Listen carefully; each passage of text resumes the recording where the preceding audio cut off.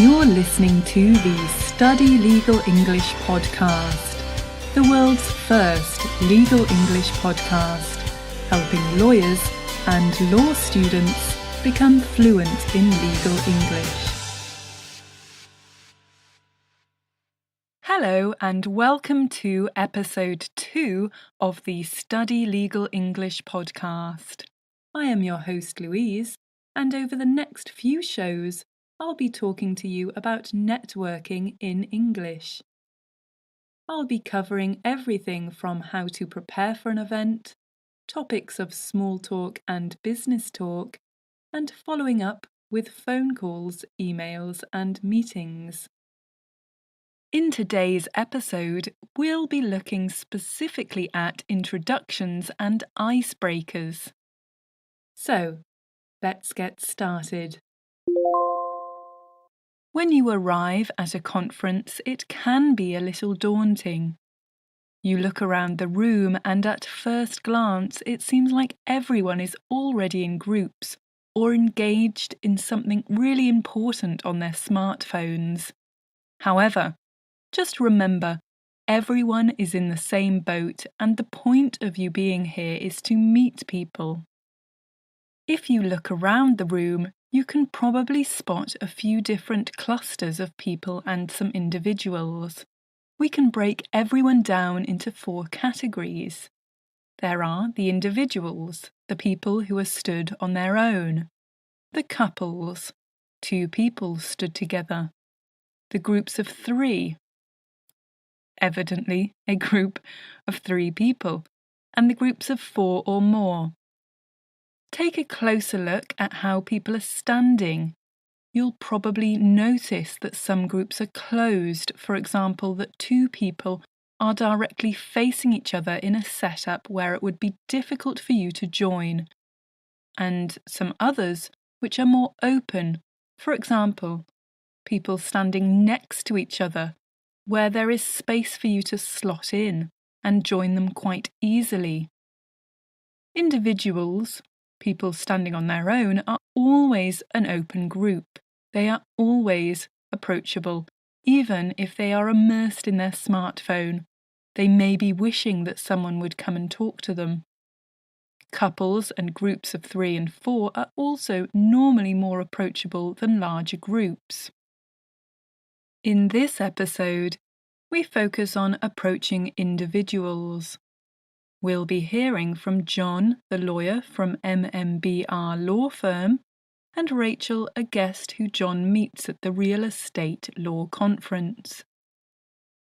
In the dialogues, you'll hear the kind of vocabulary typical for introductions and icebreakers spoken by native English speakers.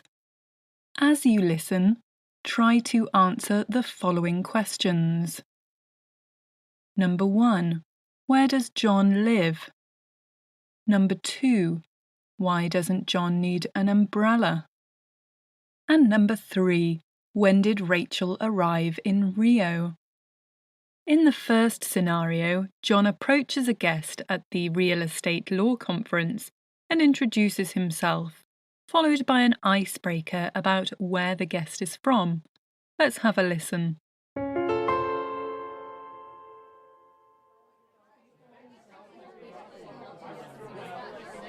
Hi, do you mind if I join you? No, not at all. Great, let me introduce myself. I'm John. John, it's a pleasure to meet you. I'm Rachel. Pleased to meet you, Rachel. So, I guess you're not from Rio. Where are you from? Well, John, actually, I'm London-based. What about you? Yes, me too. Well, the firm's based in London, but I live just outside of the city, actually.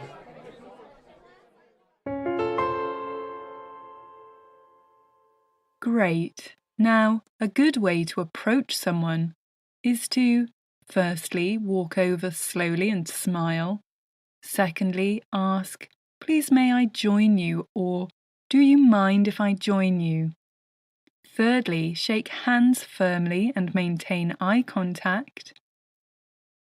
Then, introduce yourself with your name even if you're wearing a name badge. Then, normally the new contact will naturally respond with their name, so make sure you listen carefully, repeat the name in your head, and then use their name a few times in conversation just so that you can make sure you remember it. Now, let's take a look at some icebreakers. Icebreakers are the beginning of small talk. They are there to try to become more familiar with the stranger you are now talking to and to make you both feel more comfortable with each other. Therefore, choose easy topics, non-confrontational, things we can all answer and talk about.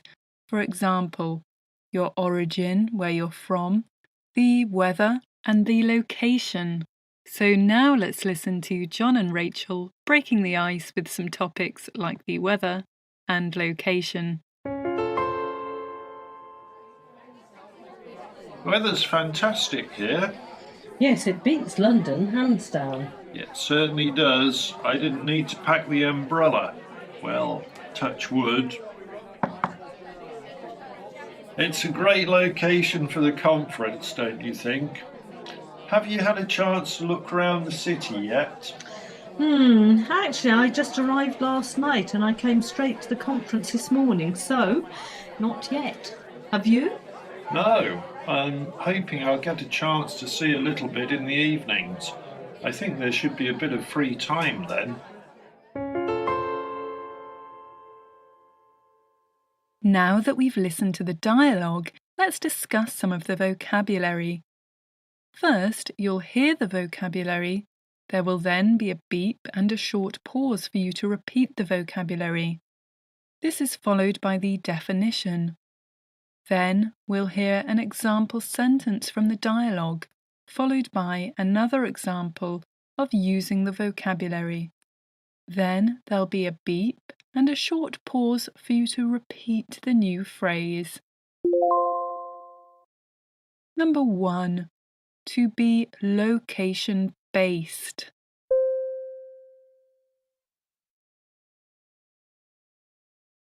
To be location-based is another way of saying where you live or where you work.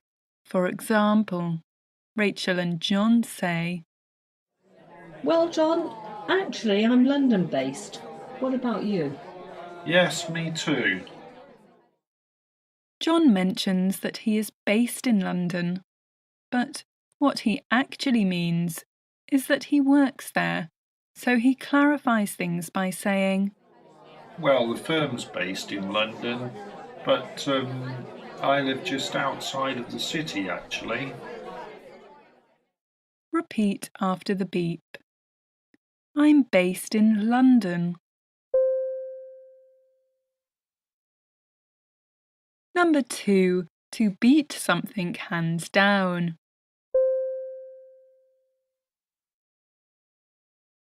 To beat something hands down means to be much better than something or to win at something. For example, my mum's cooking beats restaurant food hands down. Sometimes people say any day instead of hands down. For example, my mum's cooking beats restaurant food any day. Rachel says, Yes, it beats London, hands down. repeat after the beep. I must admit, you beat me hands down in that argument.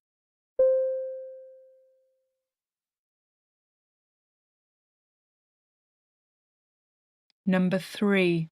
To touch wood.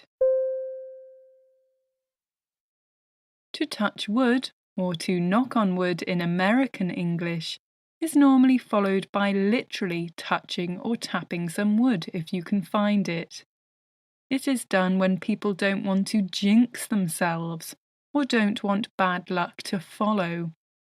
John says, I didn't need to pack the umbrella. Well, touch wood. repeat after the beep. I've never broken an arm, touch wood.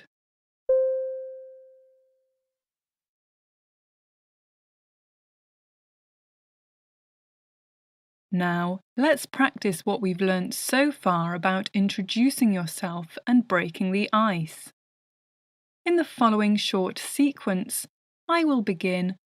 There will then be a beep and a short pause for you to respond with an appropriate response. Hi, please can I join you? Great, thank you. I'm Louise, and you are?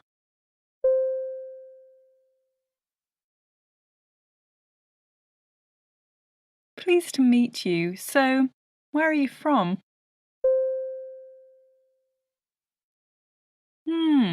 I'm from London. Have you ever visited the city?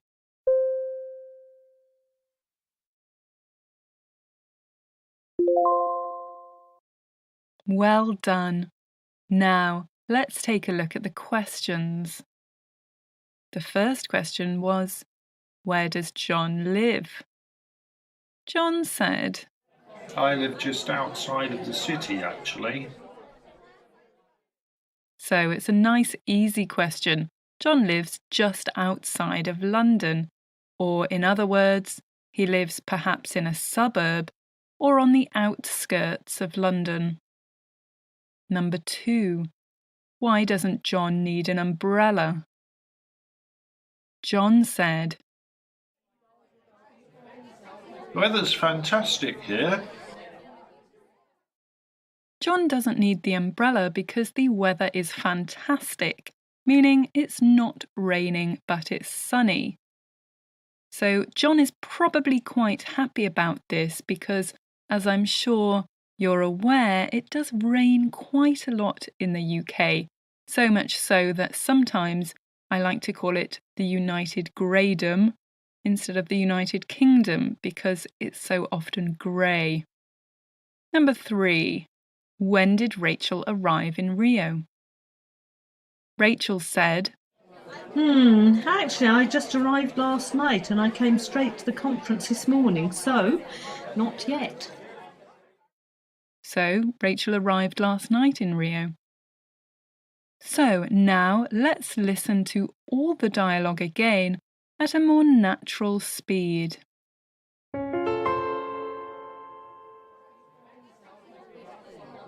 Hi, do you mind if I join you? No, not at all. Great, let me introduce myself. I'm John. John, it's a pleasure to meet you. I'm Rachel. Pleased to meet you, Rachel. So, I guess you're not from Rio. Where are you from? Well, John, actually, I'm London-based. What about you? Yes, me too. Well, the firm's based in London, but I live just outside of the city, actually. Weather's fantastic here. Yes, it beats London, hands down. It certainly does. I didn't need to pack the umbrella. Well, touch wood. It's a great location for the conference, don't you think? Have you had a chance to look around the city yet? Actually, I just arrived last night and I came straight to the conference this morning, so not yet. Have you? No, I'm hoping I'll get a chance to see a little bit in the evenings. I think there should be a bit of free time then. Great. So here are some final tips for who to approach at a networking event or conference. Firstly, try to choose people you think that you will have something in common with. For example, if you see people who are the same gender as you or the same age, then at least you've got that in common. Secondly, choose people who you think you will feel comfortable with. For example, if you have a sense of humour and you see a group that looks quite fun with people laughing, you could join that group. And finally, remember to be confident.